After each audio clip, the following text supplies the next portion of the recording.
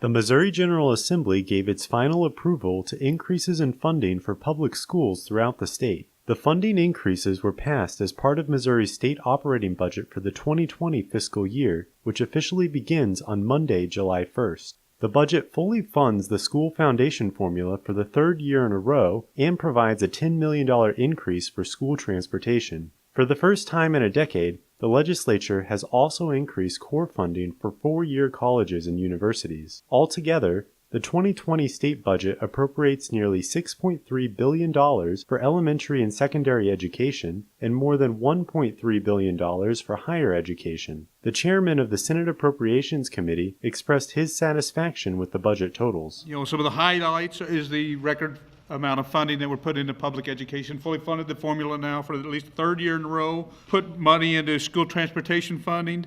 For the first time in many years, we actually added to the core of higher education funding, and it's nice to be able to see us able to do that. One senator supports the budget increases, but said he was disappointed Missouri residents brought to the country illegally as minors would not be eligible for in-state tuition, a provision lawmakers discussed, but which ultimately didn't make it into the final legislation.